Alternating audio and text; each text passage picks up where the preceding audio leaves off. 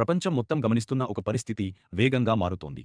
ముందుగా సముద్రం వైపు చూస్తే హర్ముజ్ జలసంధి దగ్గర అసాధారణమైన నిశ్శబ్దం కనిపిస్తోంది. వందల సంఖ్యలో నౌకలు కదలకుండా నిలిచిపోయాయి. ఆయిల్ ట్యాంకర్లు మధ్యలోనే ఆగిపోయాయి. ఈ దృశ్యం సాధారణం కాదు. దానికి కారణం స్పష్టంగా ఒకటే. ఇరాన్ ఆ ప్రాంతంపై పూర్తి నియంత్రణ ప్రకటించింది. అనుమతి లేకుండా ఎవరూ కదలని కఠిన హెచ్చరిక ఇచ్చింది. ఈ ఒక్క నిర్ణయం ప్రపంచాన్ని ఒక్కసారిగా ప్రభావితం చేసింది. ఎందుకంటే ప్రపంచంలో వినియోగించే ఆయిల్లో పెద్ద భాగం ఇదే మార్గం ద్వారా వెళ్తుంది. ఇది ఆగిపోవడం అంటే ప్రపంచ ఆర్థిక వ్యవస్థపై నేరుగా దెబ్బపడినట్టే. ఇదే సమయంలో అమెరికా వేగంగా స్పందించింది. అధ్యక్షుడు ట్రంప్ అత్యవసర సమావేశాలు నిర్వహించారు. హర్ముజ్ మార్గాన్ని తిరిగి తెరవాల్సిందే అనే నిర్ణయం తీసుకున్నారు. అందుకోసం సైనిక చర్యలపై ఆలోచన ప్రారంభమైంది. కానీ ఈసారి పరిస్థితి వేరుగా మారింది. మిత్రదేశాల సహకారం కోసం అమెరికా పిలుపునిచ్చింది. మొదటగా జర్మనీ స్పందించింది. ఇది తమ యుద్ధం కాదని స్పష్టం చేసింది. బ్రిటన్ కూడా జాగ్రత్తగా స్పందించింది. పరిస్థితి మరింత విషమించకూడదని తెలిపింది. జపాన్ తన నౌకలను పంపే ఆలోచన లేదని ప్రకటించింది. చైనా సైనిక చర్యలను పూర్తిగా వ్యతిరేకించింది. తక్షణం ఉద్రిక్తత తగ్గించాలని సూచించింది. భారత్ కూడా తటస్థ వైఖరి తీసుకుంది. ఈ ఘర్షణలో నేరుగా పాల్గొనబోమని తెలిపింది. ఈ పరిణామాలన్నీ కలిపి చూస్తే అమెరికా ఈ విషయంలో దాదాపు ఒంటరిగా మారే పరిస్థితి కనిపిస్తోంది. ఇదే సమయంలో హర్ముజ్ ప్రాంతంలో భద్రతా పరిస్థితి మరింత కఠినంగా మారింది. నౌకలపై హెచ్చరికలు, రాందాలు, అనిశ్చిత పరిస్థితి. దీంతో రవాణా దాదాపు నిలిచిపోయింది. ప్రపంచ మార్కెట్లపై వెంటనే ప్రభావం పడింది. ఆయిల్ ధరలు పెరగడం ప్రారంభమైంది.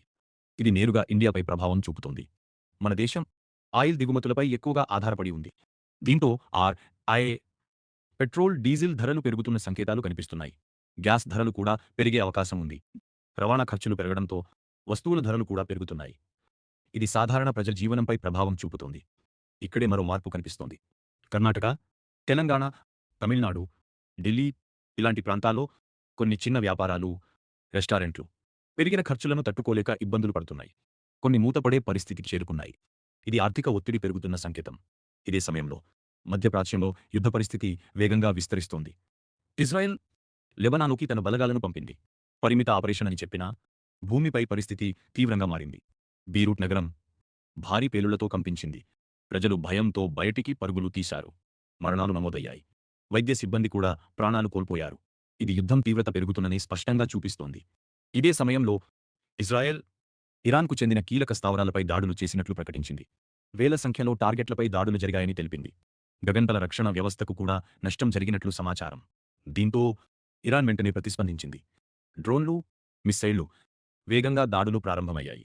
సౌదీ అరేబియా వాటిలో కొన్నింటిని అడ్డుకుంది. బహ్రెయిన్ కూడా రక్షణ చర్యలు చేపట్టింది. అయితే కొన్ని దాడులు లక్ష్యాలకు చేరుకున్నాయి.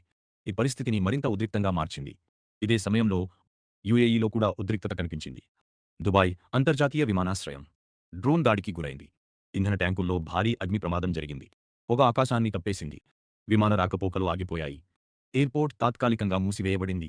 ఇది ప్రపంచానికి ఒక కీలక సంకేతంగా మారింది. అబుదాబిలో కూడా ఒక వాహనం లక్ష్యంగా మారింది. అక్కడ ఒక వ్యక్తి ప్రాణాలు కోల్పోయాడు. ఆకాశంలో క్షిపణులు కనిపించాయి. చర్చిల సమీపంలో కూడా పేలుళ్లు వినిపించాయి. ఇది చారిత్రాత్మక ప్రదేశాలపై కూడా ప్రభావం చూపుతోంది. కువైట్, ఖతార్ ఇలాంటి దేశాలు కూడా ఉద్రిక్తత పెరిగింది. ప్రతి దేశం అప్రమత్తంగా ఉంది. ప్రపంచం మొత్తం ఒక సంక్లిష్ట పరిస్థితిలోకి ప్రవేశించింది. ఈ పరిణామాలన్నీ ఒకే కేంద్రానికి చేరుకుంటున్నాయి. హర్ముజ్ జలసంధి.